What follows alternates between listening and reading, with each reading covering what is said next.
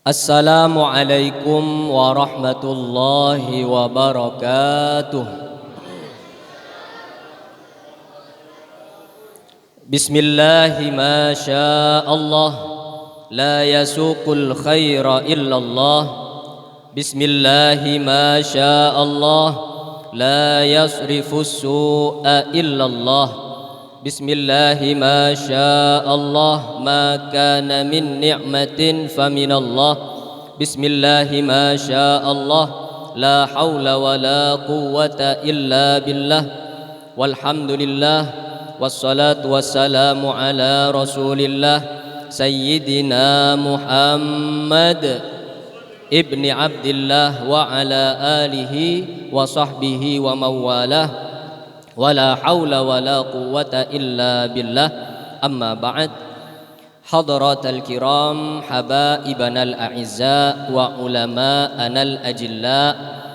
Para habaib, para ulama, para asatid, para kiayat, para sesepuh bini sepuh, terkhusus dumateng panjenenganipun khadimul majlis pasang damar pados sangu damel akhirat Samahatul Habib Haidar Al-Hamid, ugi sedaya para habaib ingkang boten saged kula sebut setunggal-setunggal, sedaya para alim ulama, para sesepuh bini sepuh ingkang mugi-mugi tansah pinaringan sehat wal afiat, amin amin ya rabbal alamin. Hadirin hadirat rahimakumullah. Alhamdulillah, puji syukur dumateng ngarsanipun Allah Subhanahu wa taala ingkang sampun paring dumateng kula kali panjenengan sedaya kesehatan, kesempatan, taufik, hidayah lan inayah, sehingga ing dalu menika kula kali panjenengan saged mekempal ing mriki majelis ing dalem kahanan sehat wal afiat. Mugi-mugi perkumpulan kula kali panjenengan ing dalu menika mboten sebatas ten donya niki, tapi insyaallah kula kali panjenengan saged kempal benjang ten akhirat kalian Kanjeng Nabi Muhammad sallallahu alaihi wasallam. Amin amin Allahumma amin. Salawat salam mugi tansah konjuk dumateng Hadratul Habib Sayyidina wa Habibina wa Syafi'ina wa Qurrati a'yunina Muhammad sallallahu alaihi wasallam ingkang kita ajeng-ajeng syafaatipun benjang dinten kiamat. Hadirin hadirat rahimakumullah. Saya berdiri di sini imtithalan li amril Habib Haidar karena memenuhi dan mematuhi perintah dari guru kami Samahatul Habib Haidar Al-Hamid, maka saya tidak bisa menolak, apalagi beliau juga dawuh sekitar 1 bulan yang lalu gak oleh nolak dirose ngoten nggih. Maka sebenarnya saya tidak pantas untuk berdiri di sini. Mungkin di waktu yang sangat singkat, ngapunten ya Habib, ngapunten hadirin hadirat, kula mboten saged nyukani muhadharah, kula namung cerita mawon nggih. Saya ingin bercerita saja, sekaligus hadirin hadirat kalau mau saya ajak refreshing. Refreshing itu kan gak harus dengan raga kita. Kita bisa refreshing dengan jiwa dan dengan pikiran kita. Maka dari itu pada malam hari ini, di waktu yang insyaallah penuh berkah ini, di bulan yang mulia ini, terlebih kita alhamdulillah ada di akhir-akhir dari bulan Rajab, yang mana para ahli sejarah mayoritas dari mereka mengatakan bahwasanya tanggal 27 Rajab, yaitu pada malam harinya baginda Rasulullah sallallahu alaihi wasallam diundang oleh Allah Subhanahu wa taala dalam satu peristiwa yang mulia, yaitu peristiwa Al-Isra wal Mi'raj. Dalam peristiwa Al-Isra wal Mi'raj ini, seperti tadi yang sudah kita baca bersama, ditulis oleh Syekh Muhammad bin Syarafuddin Al-Busiri. Beliau di sana mengkisahkan sekilas tentang Al-Isra wal Mi'raj. Beliau dawuh, saraita min haramin lailan ila haramin kama saral badru fi dajin minadh-dhulami. Wahai Rasulullah, engkau Isra, yaitu perjalanan di malam hari, dan engkau berjalan sebagaimana bulan purnama melintas di kegelapan malam. Allahumma salli ala Muhammad. وبت ترقى إلى أن نلت منزلة من قاب قوسين لم تدرك ولم ترمي. Engkau wahai Rasulullah di malam itu bisa mencapai satu derajat, bahkan engkau bisa dekat dengan Allah Subhanahu wa taala. Ini adalah makom yang tidak bisa diperoleh oleh siapapun. Ini adalah kedudukan yang hanya khususiyah dan kekhususan untuk engkau saja wahai baginda Rasulullah sallallahu alaihi wasallam. Kemudian Rasulullah sallallahu alaihi wasallam dalam kejadian Al-Isra wal Mi'raj yang hanya terjadi dalam satu malam ini, didawuhkan oleh Al-Imam Al-Busiri, saraita min haramin lailan ila haramin, dan ini sebelumnya sudah difirmankan oleh Allah dalam surah Al-Isra ayat pertama. Subhanalladzi asra bi'abdihi lailan minal masjidil harami ilal masjidil aqsa. Maha suci Allah yang telah memperjalankan hambanya di malam hari. Al-Isra, yaitu Allah memperjalankan baginda Rasulullah di malam hari. Minal masjidil haram, yaitu dari masjidil haram ke masjidil aqsa. Alladzi barakna haulahu, yang kami berkahi di antara keduanya. Maka dari ayat ini diambil satu kesimpulan oleh para ahli tafsir bahwa sekitar Masjidil Haram dan Masjidil Aqsa itu adalah daerah yang diberkahi oleh Allah Subhanahu wa taala. Kemudian ketika Rasulullah sallallahu alaihi wasallam oleh Allah Subhanahu wa taala diberi kemuliaan dalam kejadian Isra Mi'raj ini dari kota Makkah Al-Mukarramah ke Baitul Maqdis yang jaraknya kurang lebih 1500 km.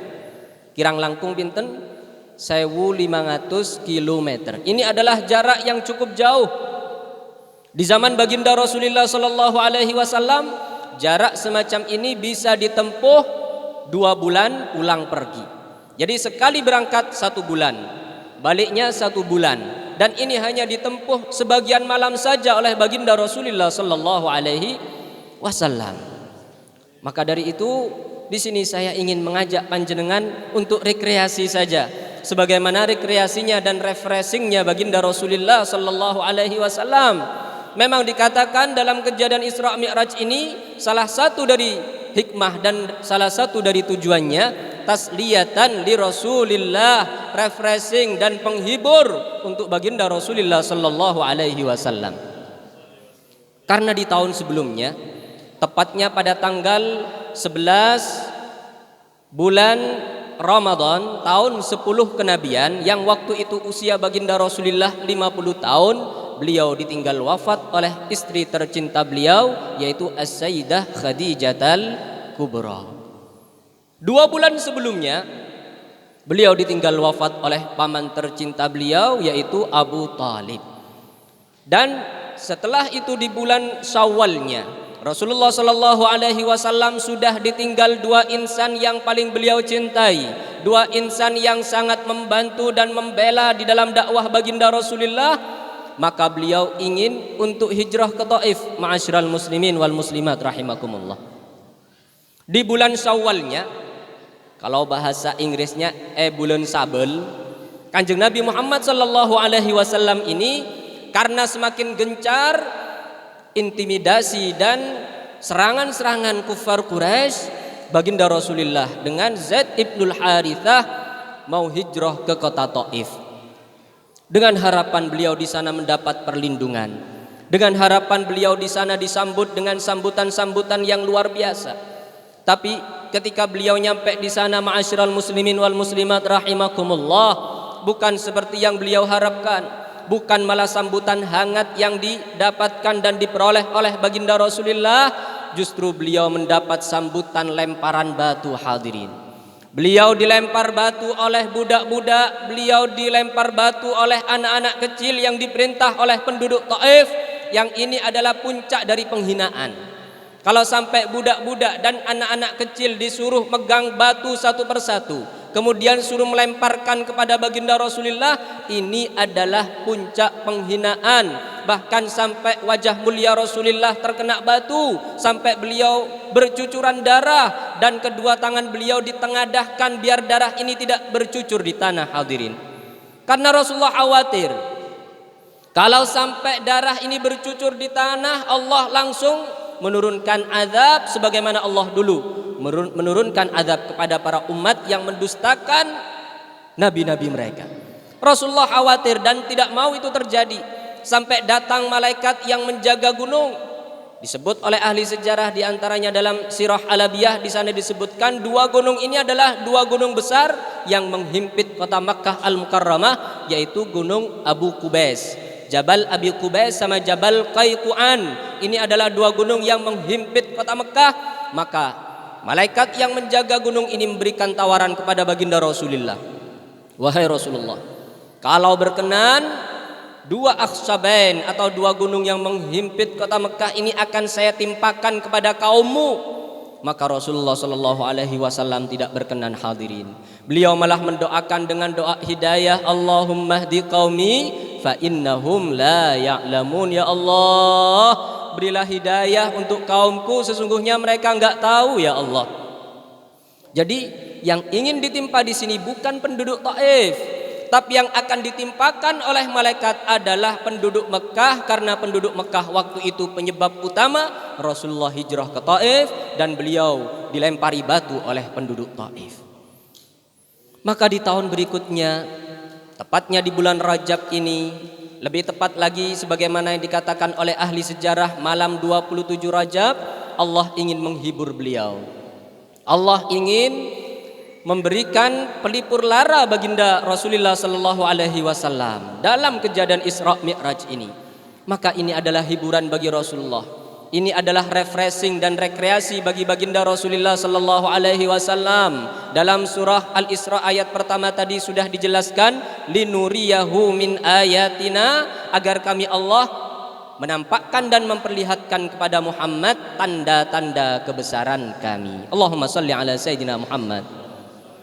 Jadi Rasulullah dari Masjidil Haram, dari kota Makkah Al-Mukarramah sampai ke Baitul Maqdis, beliau berjalan. Perasaan Rasulullah ini sangat lama sekali. Sangat lama sekali, bahkan di perjalanan itu banyak sekali pertanyaan-pertanyaan yang disampaikan oleh Rasulullah kepada malaikat Jibril. Banyak sekali pertanyaan-pertanyaan Rasulullah, sehingga ketika nyampe di Baitul Maqdis sana, di sana banyak arwah para anbiya, mereka semua menunggu seorang imam, dan yang ditunggu-tunggu ini adalah baginda Rasulullah Sallallahu Alaihi Wasallam. Kemudian setelah Rasulullah Sallallahu Alaihi Wasallam salat di Baitul Maqdis dan menjadi imam, dan yang bermakmum adalah para nabi dan rasul, maka Rasulullah Sallallahu Alaihi Wasallam langsung naik ke langit pertama. Wabitta tarqa ila annil tamanzilatan min qabi qausaini lam tudrak wa lam tusyami. Dari langit pertama, langit kedua, sampai langit ketujuh. Nah, disinilah saya yang ingin ngajak panjenengan semua rekreasi atau jalan-jalan, bapak-bapak, ibu-ibu rahimakumullah. Sebelum kita membahas langit pertama saja, kita yang hidup di dunia, kita yang hidup di planet bumi ini, kita masih ada dalam langit pertama, hadirin hadirat. Besar sekali ciptaan Allah Subhanahu wa taala ini. Jenengan yang sering atau yang biasa berselancar di dunia maya, jenengan sering buka Syekh Google, sering napa mboten bapak-bapak ibu-ibu? Cobi sekali-kali jenengan kalau suka nih PR, ya saya kasih PR, nanti setelah pulang cari di Mbah Google, sampean tanya, wahai Mbah Google, kula badhe tanglet bintang terjauh sekarang yang baru ditemukan oleh tim NASA, oleh ilmuwan tim NASA yang sudah diakui oleh para ilmuwan sampai puluhan tahun, yang baru ditemukan bintang terjauh itu bintang apa? Ternyata bintang yang baru ditemukan diberi nama oleh mereka, nama bintangnya adalah Grand Giant, sanes Giant sing ten jalan Ijen iki lho nggih. Masya Allah, nggak tahu nopo mawon pun jenenge. Pokoknya bintang ini yang baru mereka temukan itu jaraknya saking jauhnya dari planet bumi yang kita pijaki ini membutuhkan waktu 9,3 miliar tahun kecepatan cahaya. Ulang-ulangi hadirin hadirat, 9,3 miliar tahun nopo kecepatan cahaya. Nopo sih maksud ini kok ceramah masalah kecepatan cahaya loh. Niki soalnya berkaitan dengan Isra Mi'raj. Jadi kecepatan cahaya ini adalah makhluk yang paling cepat yang diciptakan oleh Allah yang kita bisa jangkau, yang bisa ditemukan oleh ilmuwan. 1 detik kecepatan cahaya itu hadirin hadirat bisa mencapai 300.000 km. 1 detiknya cahaya 300.000 km atau bisa mengelilingi dunia ini 8 kali. Jarak antara bumi dengan matahari pinten bapak-bapak ibu-ibu. Jenengan sing pendinten mirsani matahari, ibu-ibu sing biasane BP pakaian itu kan butuh matahari ngene apa mboten? Waduh dhisik srengenge iki. Nah, harus kita ketahui biar kita lebih mengagungkan Allah yang menciptakan matahari itu. Matahari yang setiap hari kita lihat, matahari yang sangat bermanfaat untuk bumi yang kita pijaki ini, jaraknya dari bumi adalah 150 juta kilometer, 150 juta kilometer. Jadi sinar matahari bisa sampai ke bumi 300.000 kilometer. 150 juta kilometer dibagi 300.000 kilometer. Niki kalkulator mboten cekap sampai nol niki. Kalkulator mboten cekap nol. Sampai berapa menit? Kurang lebih 7 sampai 8 menit. Bayangkan, matahari yang jauhnya adalah 150 juta kilometer, cahayanya bisa sampai ke kita membutuhkan waktu 7 menit atau 8 menit. Lah, sakniki bintang yang baru ditemukan oleh tim NASA bukan membutuhkan waktu beberapa menit, tapi 9,3 miliar tahun. Hadirin rahimakumullah. Ini menunjukkan penciptaan Allah yang sangat luar biasa. Ciptaan Allah yang sangat besar sekali. Yang minimal kita sebagai hamba Allah, minimal kita sebagai seorang muslim, walaupun gak mengenal nama satu persatu dari ciptaan-ciptaan Allah yang ada di antariksa sana, minimal kula kali panjenengan bisa mengetahui kebesaran alam semesta ini. Dan kesemuanya itu yang sangat besar dan sangat luar biasa, itu semua masih ada di dalam lingkup langit pertama, masih belum naik ke langit keduanya, langit ketiga sampai langit ke-7. Maka baginda Rasulullah Shallallahu Alaihi Wasallam ketika beliau Isra Mi'raj ini benar-benar refreshing, ini benar-benar perjalanan yang luar biasa, ini benar-benar Allah ingin memperlihatkan kepada beliau tanda-tanda kebesarannya. Sehingga tanda-tanda kebesaran yang Allah perlihatkan kepada beliau ini juga perlu dan butuh untuk kita ketahui sebagai umat baginda Rasulullah Sallallahu Alaihi Wasallam. Orang-orang kufar Quraisy dulu baru saja mereka mendengar kisah dari baginda Rasulullah, karena Rasulullah setelah Isra Mi'raj beliau langsung mengabarkan. Sebagaimana Imam Ahmad Al-Marzuki dalam Aqidatul Awamnya beliau dawuh di akhir-akhir, wa ballaghal ummata bil isra'i wa fardi khamsatin bilam tira'i qad faza siddiqun bitasdiqin lahu wa bil uruji sidqu wa fa ahlahu. Baginda Rasulullah mengasihkan kabar kepada orang-orang kufar Quraisy. Apa yang terjadi? Mereka menertawakan Rasulullah. Mereka mengatakan Rasulullah gila. Mereka mengatakan Rasulullah mengada-ada. Mereka mengatakan Rasulullah macam-macam. Sampai datanglah Sayyidina Abu Bakar As-Siddiq dan beliau mengatakan, demi Allah, seandainya apapun yang disampaikan oleh baginda Rasulullah, jangankan hanya masalah ini saja, lebih dari itu pun aku akan beriman. Di sini Sayyidina Abu Bakar ngajarkan kepada kita semua bahwasanya di dalam mempercayai dan mengimani Isra wal Mi'raj ini, kita tidak bisa mengukur dengan akal kita. Kulo kali panjenengan boten saged ngukur kali akal kulo kali panjenengan yang kerdil ini, yang terbatas ini, gak akan bisa. Karena baru-baru ini ada dari beberapa mahasiswa, mereka ingin membuat satu artikel, membuat satu penemuan, membuat satu terobosan, mengilmiahkan Isra Mi'raj. Ini tentu gak bisa. Mengilmiahkan Isra Mi'raj dengan dibanding-bandingkan kecepatan Rasulullah dengan kecepatan cahaya. Tadi saja tim NASA menemukan bintang terjauh yang masih ada di bawah langit pertama saja itu membutuhkan waktu 9,3 miliar tahun kecepatan cahaya biar sampai ke bumi. Lek Kanjeng Nabi disamiakan kali kecepatan cahaya nggih sampai saat ini kita sih dereng wangsul-wangsul. Jadi Sayyidina Abu Bakar As-Siddiq sudah memberikan contoh kepada kita di dalam mempercayai Isra Mi'raj niku pun ngantos damel akal. Tapi make apa? Make keimanan kita kepada baginda Rasulullah sallallahu alaihi wasallam. Orang-orang kafir Quraisy yang dari awal mereka menjadikan akal mereka sebagai barometer, sampai mereka memaksa kepada Rasulullah, ya sudah wahai Muhammad, kalau engkau memang mengaku-ngaku salat di Baitul Maqdis, sekarang juga sifatkan kepadaku berapa jumlah pintu Baitul Maqdis. Kemudian bagaimana bentuk mihrabnya?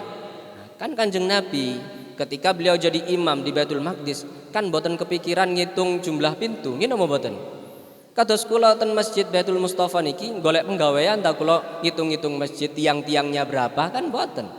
Rasulullah boten kepikiran, tapi mereka yang menggunakan akal mereka sebagai ukuran, mereka menuntut dan meminta Rasulullah untuk menghitung berapa jumlah masjidnya, berapa sawari atau tiang-tiang yang ada di Baitul Maqdis. Bukan Kanjeng Nabi loh. Saya kan nggak ada keperluan ke sana, ngapain ngitung-ngitung tiang. Tapi subhanallah, di waktu itu karena ada tuntutan dari orang-orang kufar, Allah langsung menunjukkan lewat malaikat Jibril seperti layar lebar itu, hadirin hadirat. Langsung di depan baginda Rasulullah waktu itu kelihatan Masjidil Aqsa. Allahumma shalli ala sayyidina Muhammad. Dan Rasulullah mengatakan satu persatu secara terperinci bagaimana bentuk mihrabnya, berapa jumlah tiangnya, berapa jumlah pintunya dan lain sebagainya, disebut secara terperinci. Setelah Rasulullah menyebut secara terperinci, ujung-ujungnya mereka mengatakan, alangkah hebatnya sihirmu wahai Muhammad. Na'udzubillah min dzalik. Kenapa mereka kok sampai demikian? Sekali lagi karena mereka ingin menjadikan akal sebagai ukuran untuk mempercayai kejadian Isra Mi'raj. Kula kali panjenengan boten usah macem-macem. Rasulullah Isra Mi'raj sudah jelas dikabarkan dalam Al-Qur'an surah Al-Isra ayat pertama. Kemudian Mi'rajnya disebut dalam surat An-Najm ayat 13 sampai ayat 18. Ini sudah kabar yang jelas, ini sudah termasuk dari isi kandungan Al-Qur'an yang wajib kita imani. Gak perlu kita melibatkan akal kita untuk mengimani kejadian Isra wal Mi'raj. Sekarang kita lanjutkan perjalanan Rasulullah dari Baitul Maqdis ke langit pertama, kedua sampai ke Sidratul Muntaha. Rasulullah sallallahu alaihi wasallam sebagaimana didawuhkan oleh Al-Imam Al-Busiri, wa anta tahtarikus sab'ati baqa bihim fi mawkibin kunta fihim sahibal alami. Wahai Rasulullah, engkau menembus 7 lapisan langit. Yang ingin menembus untuk 7 lapisan langit ini bukan sembarangan makhluk, hadirin hadirat. Jadi di alam yang bisa kita jangkau, alam yang bisa dijangkau oleh manusia, yang bisa dijangkau oleh jin dan setan, ini namanya alamul malakut, yaitu di bawah lingkup langit pertama ini. Termasuk bintang yang barusan diberi nama Giant Grand atau apa itu oleh orang tim NASA, itu semua masih ada di alamul malakut yang bisa dijangkau oleh manusia, jin dan setan. Adapun di atas langit pertama sampai langit ketujuh ini namanya alamul jabarut, yaitu alam yang hanya bisa dijangkau oleh para malaikat, alam yang hanya bisa dijangkau oleh arwah para nabi. Maka di langit pertama Rasulullah bertemu dengan Nabi, di langit kedua, terus ketiga sampai di langit keenam bertemu dengan Nabi Musa, di langit ketujuh bertemu dengan Nabi Ibrahim alaihissalam. Paling tinggi Nabi Ibrahim ini mendapat julukan Abul Anbiya, bapaknya para nabi. Ternyata Rasulullah masih naik lagi di atasnya Nabi Ibrahim alaihissalam. Makanya didawuhkan, kalau wau ngerpek kedik napa?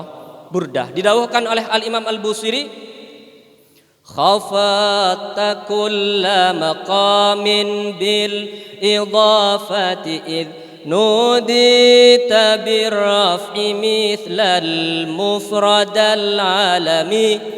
Khafatta kulla maqam. Wahai Rasulullah, ketika engkau naik di atas langit ketujuh, yaitu ke Sidratul Muntaha, engkau benar-benar menundukkan semua maqam. Bahkan makamnya Nabi Ibrahim ada di bawahmu. Khafatta, engkau menjadikan semua makam para nabi di bawahmu. Bil idhafah, apa idhafah? Engkau bisa dekat dengan Allah. Jangan buka dalam surat An-Najm. Tsumma dana fatadalla fakana qaba qausaini au adna. Rasulullah dekat sekali dengan Allah sampai diibaratkan dekatnya itu seperti anak panah dengan busurnya, au adna atau lebih dekat lagi. Nah, idhofah di sini adalah dekatnya Rasulullah. Masya Allah, ini oleh orang-orang yang mendalami grammar bahasa Arab atau ilmu nahwu diambil makna lain. Khafatta kulla maqam, engkau mengkhafatkan, ada khafat, istilah khafat mengkasrokan semua maqam bil idhofah dengan mudhaf. Jadi ada mudhaf, ada mudhaf ilaih. Bir raf'i mithla, yaitu dengan engkau rafa sebagaimana mufradul alam. Mufradul alam itu harus ya Muhammadu, harus rafa. Ya Muhammadu, enggak boleh ya Muhammadun, ya Muhammadan, ya Muhammadin, enggak boleh. Ya Muhammadu. Masya Allah, ada dua makna dalam satu bait yang ditulis oleh Al-Imam Al-Busiri. Fasal yang ketujuh tentang Isra Mi'raj. Khafatta kulla maqamin bil idafati id nudita bir raf'i mithlal mufradil alami. Ini saya singkat saja hadirin hadirat, soalnya ini sudah malam. Kalau bukan karena malam gini, saya ingin ngajak lebih panjang lebar lagi. Isra Mi'rajnya Rasulullah ini memang sangat luar biasa, mengajak pikiran dan akal kita refreshing juga. Sekarang apa yang terjadi? Ketika Rasulullah sudah di langit ketujuh dan beliau sudah mau nyampe ke Sidratul Muntaha, malaikat Jibril tiba-tiba pamitan. Cak matur nih kaki. Apa pamit? Malaikat Jibril pamit kepada Rasulullah sallallahu alaihi wasallam, "Ya Rasulullah, sudah cukup di sini tugas saya." Maka Rasulullah setengah memaksa malaikat Jibril, "Wahai Jibril, mulai dari Mekah sampai Baitul Maqdis, dari Baitul Maqdis ke langit pertama, kedua sampai ketujuh engkau mendampingi aku, sekarang engkau pamitan, aku mau sendirian masuk."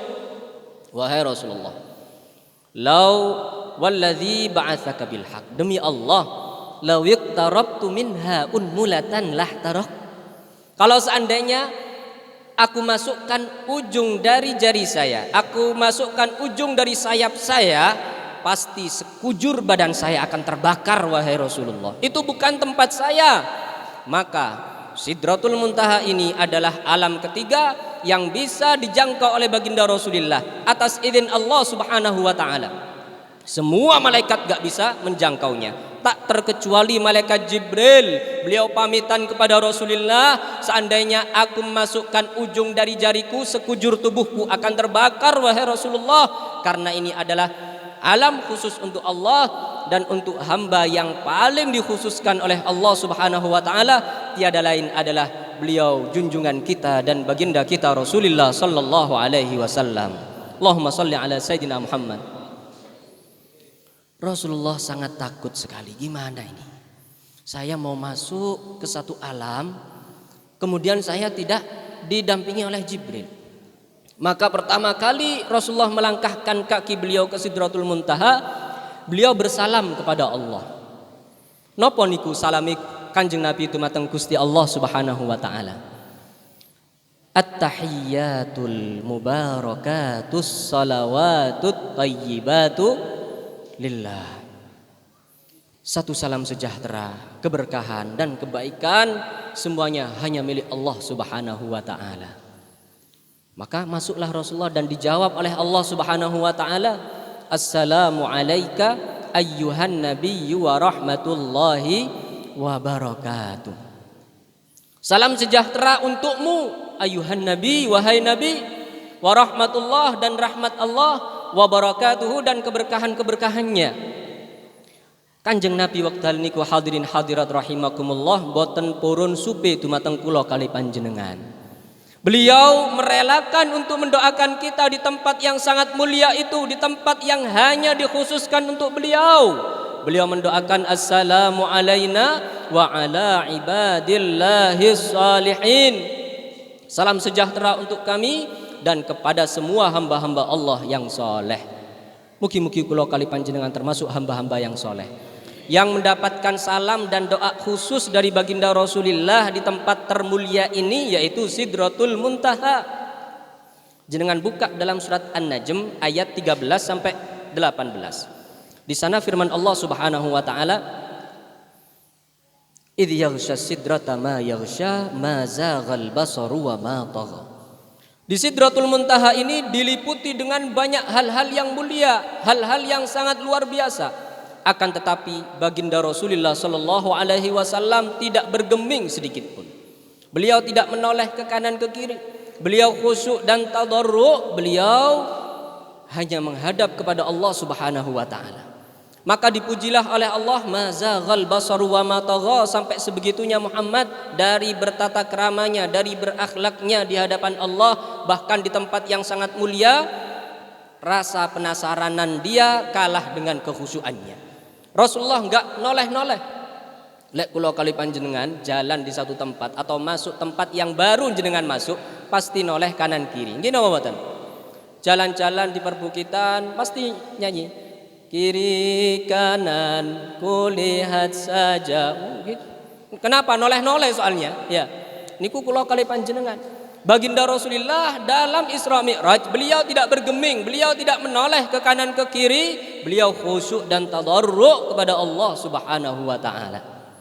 Beliau bersalam kepada Allah, salam beliau dijawab oleh Allah dan beliau mendoakan kita, alhamdulillah.